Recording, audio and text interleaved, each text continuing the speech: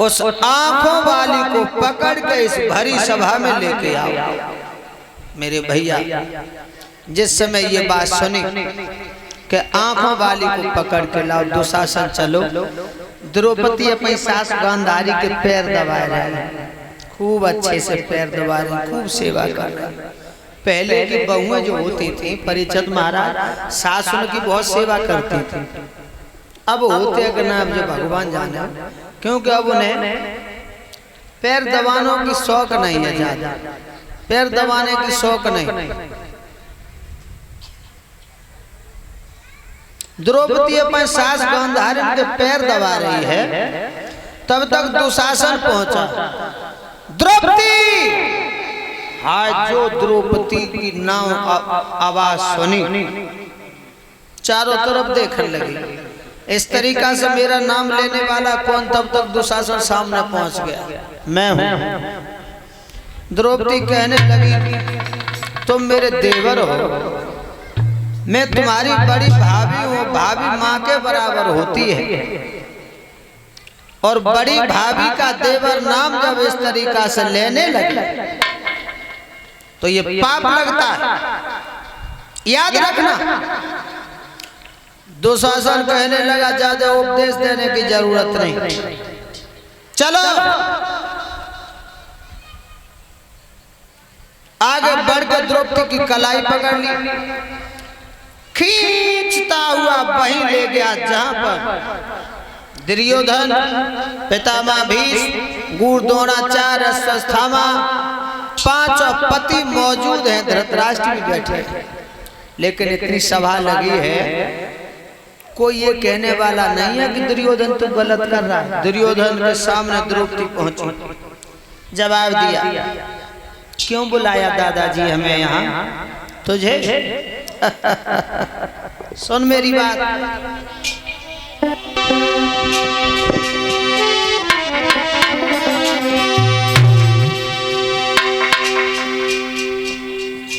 सुन मेरी बात।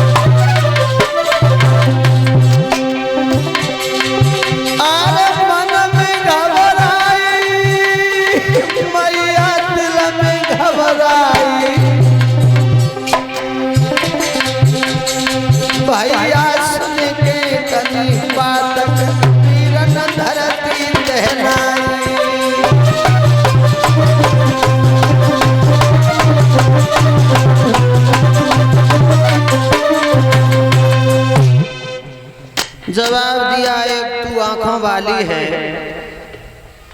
यहाँ तो सब अंधों की सभा लगी हुई है, कौन तुझे देखने वाला है? तूने अपने यहाँ महलों में बुला करके मुझसे कहा था कि अंधों के अंधे हुए, ये अंधों की सभा है, कौन तुझे देखने वाला है? नग्न होके जंघा पे बैठ जा द्रौपदी, तेरे 5 पति तुझे जुआ में हार चुके हैं, तेरे ऊपर अधिकार मेरा है। इतनी बात जब कही द्रौपदी कान लगी, दादाजी ये तो मैं जानती हूं कि मैंने तुमसे एक दिन ये बात कही थी, लेकिन किसी गलती की इतनी बड़ी सजा देना ये गलत है। क्यों? सुनो।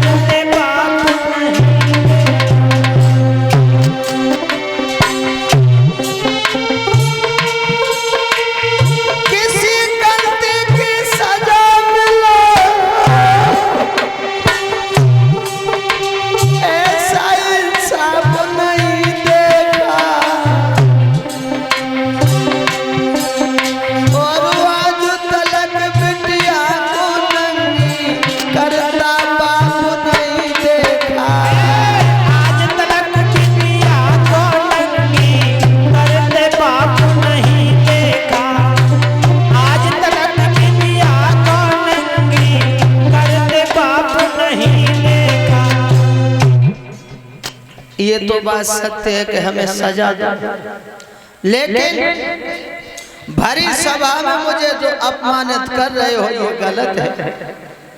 लेकिन दादाजी तुम मुझे नंगा नहीं कर पाओगे। क्यों? यहाँ पर पितामह भीष्म बैठे हैं,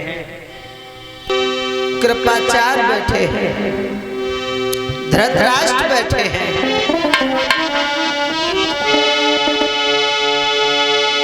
और रो करके जवाब दिया मैया द्रौपदी ने,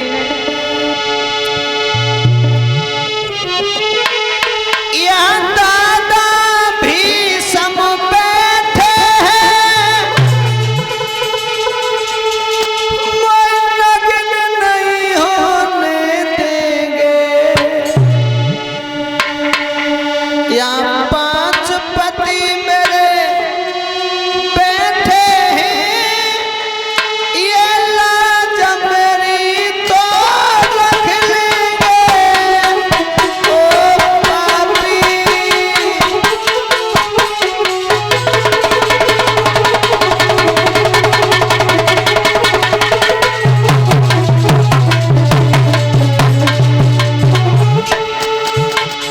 जवाब दी, यहाँ दादा भीष्म बैठे हैं, मैं नग्न नहीं होने देंगे। यहाँ 5 पति मेरे बैठे हैं, जो लाज मेरी को रख लेंगे। हाँ, लाज मेरी को रख लेंगे।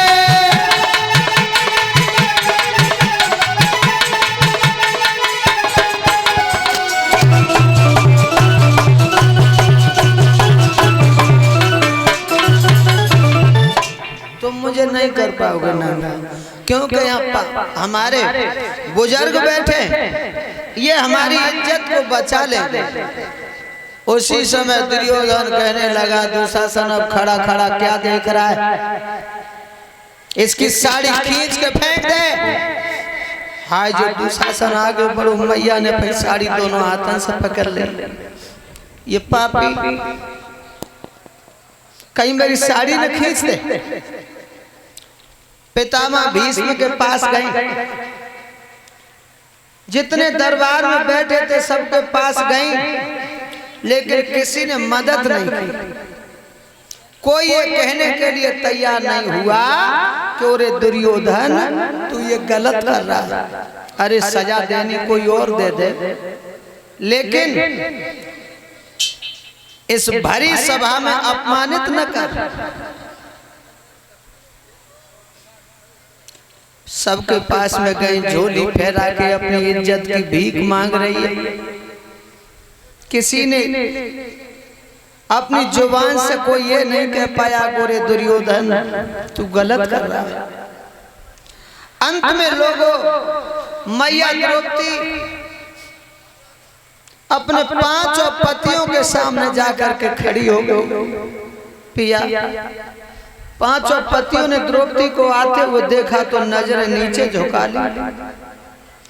एक बात बता, 5 पतियों में द्रौपदी भीम को बहुत चाहती थी।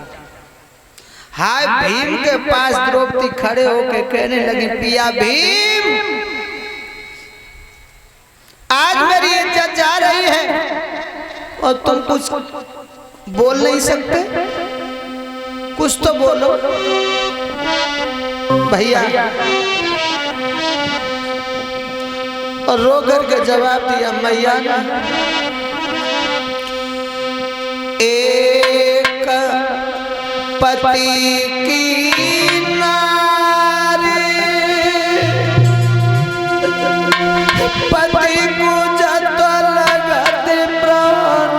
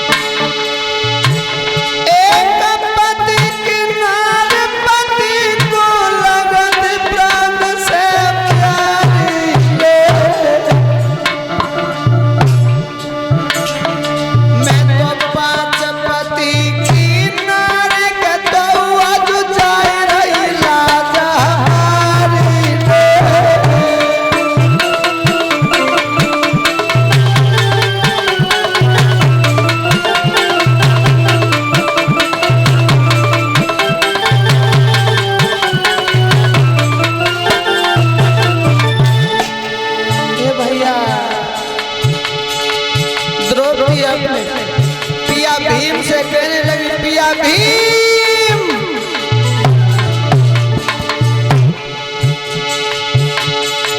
कोई नहीं बोला। अरे जड़ा सास पंक्ति नीचे गर्दन डाली मेरी जरा से कट गई ना कपिया बाबा बिगड़ रही सारी रे।